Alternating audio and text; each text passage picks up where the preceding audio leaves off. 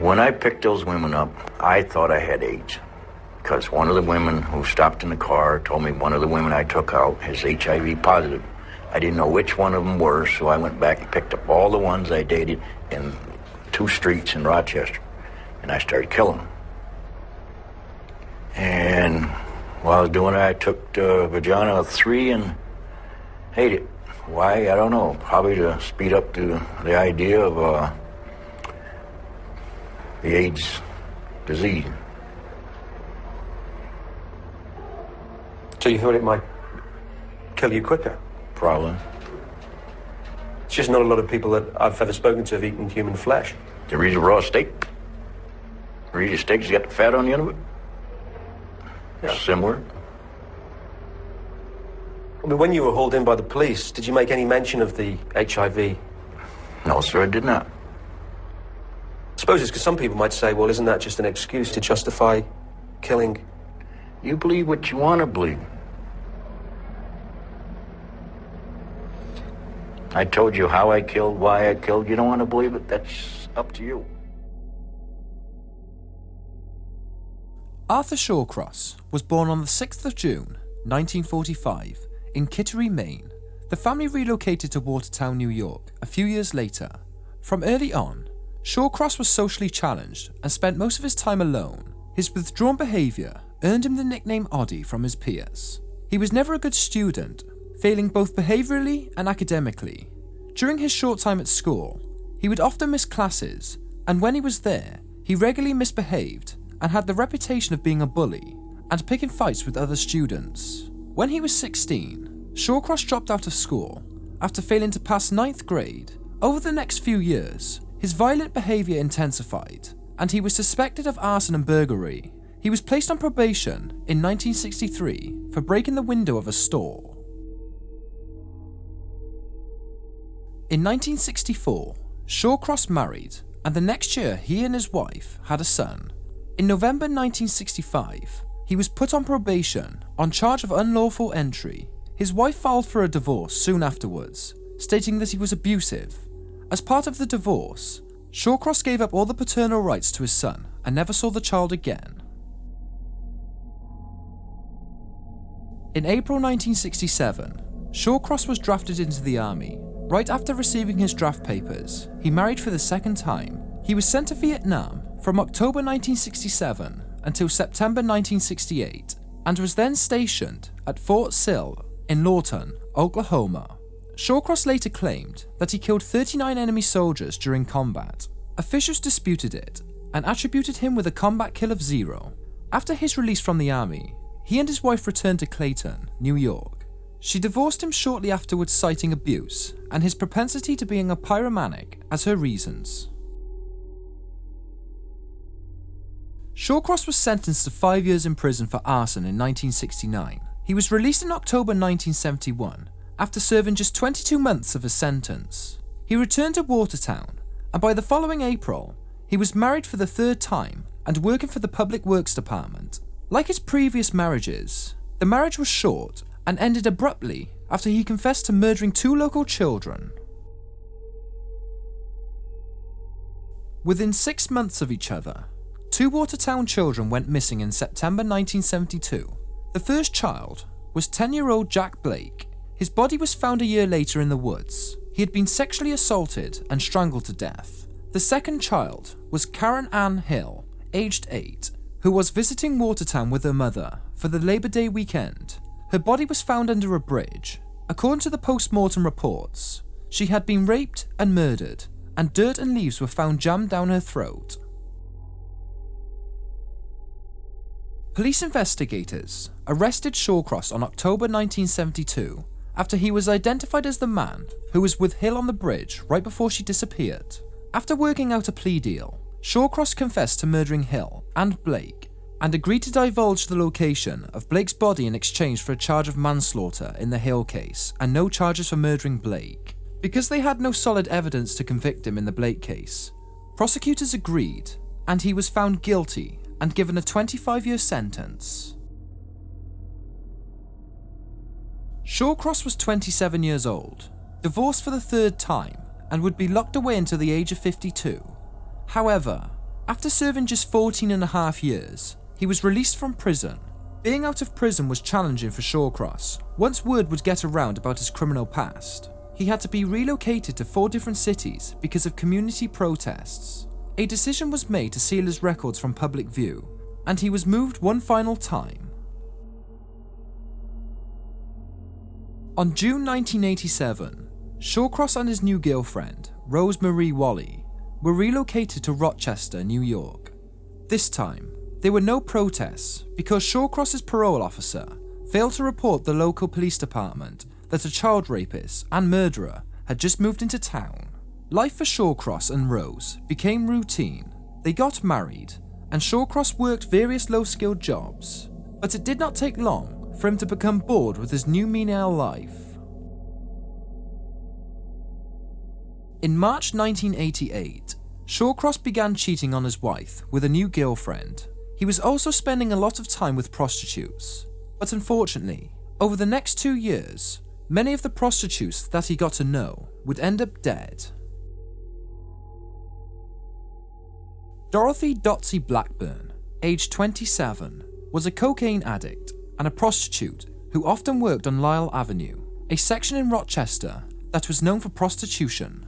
On the 18th of March, 1998, Blackburn was reported missing by her sister. 6 days later, her body was pulled from the Genesee River Gorge. A post-mortem revealed that she had suffered severe wounds from a blunt object. There were also human bite marks found all around her vagina.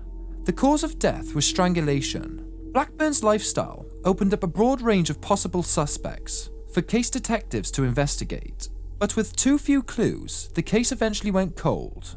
In September, 6 months after Blackburn's body was found, the bones from another missing Lyell Avenue prostitute, Anne-Marie Steffen, was found by a man who was collecting bottles to sell for cash. Investigators were unable to identify the victim whose bones were found, so they hired an anthropologist to reconstruct the victim's facial features based on a skull that was found on the scene. Steffen's father saw the facial recreation and identified the victim as his daughter, Anne-Marie. Dental records also provided additional confirmation.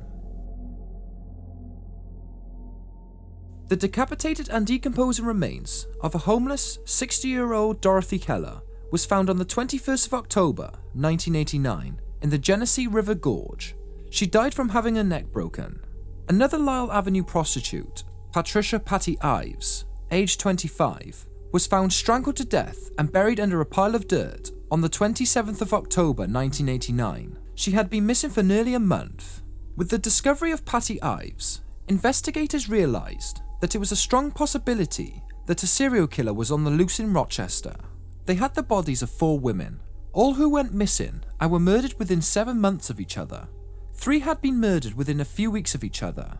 3 of the victims were prostitutes from Lyell Avenue, and all the victims had bite marks and had been strangled to death. Investigators went from looking for individual killers to looking for a serial killer, and the window of time between his kills were getting shorter. The press also grew interest in the murders and dubbed the killer as the Genesee River Killer and the Rochester Strangler. On the 23rd of October, June STOTT, aged 30, was reported missing by her boyfriend. STOTT was mentally ill and would occasionally vanish without telling anyone. This, along with the fact that she was not a prostitute or a drug user, kept her disappearance separated from the serial killer investigation.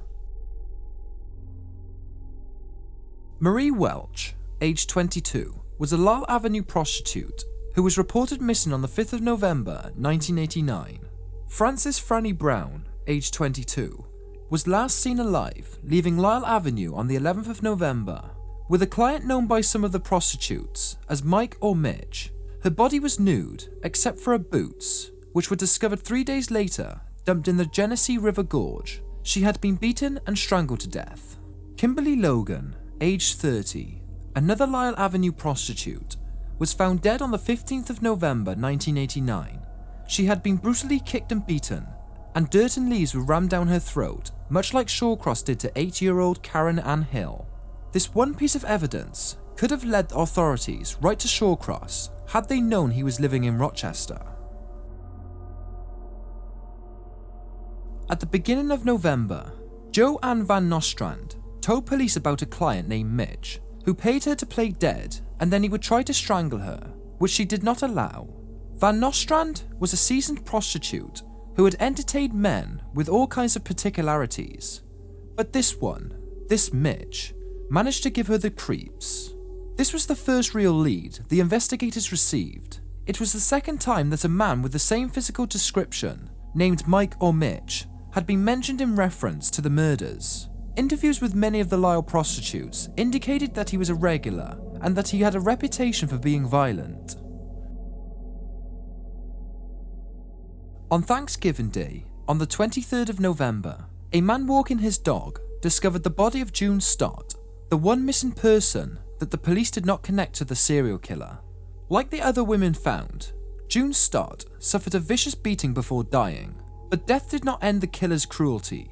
A post-mortem revealed that Stott had been strangled to death. The corpse was then anally mutilated, and the body was cut open from the throat down to the groin. It was noted that the labia had been cut off, and that the killer likely had it in his possession. For detectives, June Stott's murder sent the investigation into a tailspin. Stott was not a drug addict or a prostitute, and her body had been left in an area far from the other victims. So could it be that Rochester was being stalked by two serial killers? It seemed as if each week another woman went missing, and those found murdered were not close to being solved. It was at this point that the Rochester police decided to contact the FBI for help. The FBI agents that were sent to Rochester created a profile of the serial killer. They said that the killer showed characteristics of a man in his 30s, white, and who knew his victims. He was probably a local man, familiar with the area, and he probably had a criminal record. But also, based on the lack of semen found in his victims, he was sexually dysfunctional and found gratification after his victims were dead. They also believed that the killer would return to mutilate the bodies of his victims when possible. The body of Elizabeth Liz Gibson, aged 29, was found strangled to death on the 27th of November in another county. She was also a Lisle Avenue prostitute who was last seen by Joe Ann Van Nostrand with the MITCH client who she had reported to the police in October. Nostrand went to the police and gave them the information along with the description of a man's vehicle. The FBI agents strongly suggested that when the next body was found, that investigators wait and watch to see if the killer returned to the body. Had investigators hoped that the busy December holiday season and the cold temperatures might slow down the serial killer, they soon found out they were wrong. 3 women disappeared, one right after the other.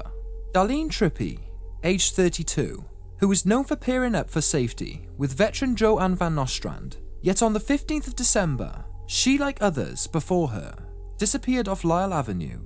June Cicero, aged 34, was a seasoned prostitute known for her good instincts and for always staying alert, yet on the 17th of December, she also vanished. And as if to toast in the new year, the serial killer attacked one more time on the 28th of December, plucking 20-year-old Felicia Stevens off the streets. She was never seen alive again. In an effort to find the missing women, police organised an air search of the Genesee River Gorge. Road patrols were also sent out, and on New Year's Eve, they found a pair of black jeans belonging to Felicia Stevens. Her boots were found in another location after the patrol expanded the search. On the 2nd of January, another air and ground search was organised, and right before calling it off due to bad weather, the air team spotted what appeared to be a body of a half-nude female laying face down near the Salmon Creek. As they went down to get a closer look, they also spotted a man on the bridge above her body. He appeared to be urinating, but when he spotted the air crew, he immediately fled the scene in his van. The ground team was alerted and went in pursuit of the man in the van. The body, which was surrounded by fresh footprints in the snow, was that of June Cicero. She had been strangled to death, and there was a bite mark covering what was left of her vagina, which had been cut out. The man from the bridge was apprehended at a nearby nursing home. He was identified as Arthur John Shawcross. When asked for his driver's license, he told the police that he did not have one because he had been convicted of manslaughter. Shawcross and his girlfriend, Clara Neal, were brought into the police station for questioning. After hours of interrogation, Shawcross still maintained that he had nothing to do with any of the Rochester murders. He did, however, offer up more details about his childhood, his past murders, and his experiences in Vietnam. There is no definitive answer as to why Shawcross seemed to embellish the stories of what he did to his victims and what had been done to him throughout his childhood. He could have remained silent, yet it seemed that he wanted to shock his interrogators, knowing that they could do nothing to him, regardless of how he described his crimes. When discussing the murders of the 2 children in 1972, he told the detectives that Jack Blake had been bothering him, so he hit him, killing him by mistake. Once the boy was dead, he decided to eat his genitals. He also admitted that he anally raped Karen Ann Hill before strangling her to death. While in Vietnam, along with killing 39 men during combat, which was a proven lie, Shawcross also used the venue to describe in grotesque detail how he murdered, then cooked and ate 2 Vietnam women. Shawcross also talked about his childhood, as if using the experience as a way to justify his horrific acts. According to Shawcross, he did not get along with his parents, and his mother was domineering and extremely abusive. He also claimed that an aunt sexually molested him when he was 9 years old, and that he acted out by sexually molesting his younger sister. Shawcross also said that he had a homosexual relationship at the age of 11 and experimented with bestiality not long afterward. Shawcross's family members strongly denied that he was abused and described his childhood as normal. His sister was equally passionate about never having a sexual relationship with her brother. As to his aunt sexually abusing him, it was later determined that if he had been abused, he had somehow blocked out his aunt's name because the name that he gave did not belong to any of his real aunts. After listening to hours of his self-serving saga, investigators were still unable to get him to admit any of the Rochester murders. With nothing to hold him on, the police had to let him go, but not before taking his picture. Joanne Van Nostrand, along with other prostitutes, identified the police picture of Shawcross as the same man they called Mike or Mitch. It turned out that he was a regular customer of many of the women on Lyell Avenue. Shawcross was brought in for questioning a second time. After several hours of interrogation, he still denied having anything to do with the murdered women. It was not until detectives threatened to bring his wife and his girlfriend Clara in together for questioning that they could be implicated in the murders. But then, he began to waver. His first admission that he was not involved in the murders was when he told the police that Clara had nothing to do with it. Once his involvement was established, the details began to flow. The detectives gave Shawcross a list of 16 women missing or murdered, and he immediately denied having anything to do with 5 of them. He then confessed to murdering the others. With each victim that he confessed to killing, he included what the victim had done to deserve what they got. One victim tried to steal his wallet, another would be quiet, another made fun of him, and yet another had nearly bitten off his penis. He also blamed many of his victims for reminding him of his domineering and abusive mother, so much so that once he began to hit them, he couldn't stop. When it came time to discuss June's STOTT, Shawcross appeared to become sad. Apparently, STOTT was a friend and had been a guest in his home. He explained to the detectives that the reason he had mutilated her body after killing her was a kind favour he extended to her so that she would decompose faster. A common trait of serial killers is the desire to show they are still in control. When it came to Arthur Shawcross, this certainly appeared to be the case, because throughout the years when interviewed, his answers to the questions seemed to change. Female interviewers would often subject to his long descriptions of how much he enjoyed eating the body parts of organs that he had cut out from his victims. Male interviewers often had to listen to his conquests in Vietnam. If he thought he sensed sympathy from an interviewer, he would add more details about how his mother would insert sticks into his anus, or offer up specific details into exactly how his aunt took sexual advantage of him when he was just a child. However, Shawcross was transparent, so much so that the interviewers, detectives, and doctors that listened to him doubted much of what he said when he would describe his childhood abuse and his enjoyment of cutting up women and eating body parts. Shawcross pleaded not guilty by reason of insanity. During his trial, his lawyer tried to prove that Shawcross was a victim of multiple personality disorder stemming from his years of being abused as a child. Post-traumatic stress disorder from his years in Vietnam was also added up as a reason why he went insane and murdered women. The big problem with his defense was that there was no one who backed up his stories. His family completely denied his accusations of abuse. The army provided proof that Shawcross was never stationed near a jungle, and that he never fought in combat, never burned down huts, was never caught behind a firebomb, and never went on jungle patrol as he claimed. As to his claiming to have killed and devoured 2 Vietnam women, although 2 psychiatrists that interviewed him agreed that Shawcross changed the story so often that it became unbelievable. It was discovered that Shawcross had an extra Y chromosome, which some have suggested, although there is no proof, makes the person more violent. A cyst found on Shawcross's right temporal lobe was said to have caused him to have behavioural seizures, where he would display animalistic behaviour, such as eating the body parts of his victims. In the end, it came down to what the jury believed, and they weren't fooled for a moment. After deliberating for just 1.5 hours, they found him sane and guilty. Shawcross was sentenced to 250 years in prison and received an additional life sentence after pleading guilty to the murder of Elizabeth Gibson in Wayne County. On the 10th of November 2008, Shawcross died of a cardiac arrest after being transferred from the Sullivan Correction Facility to an Albany, New York hospital. He was 63 years old.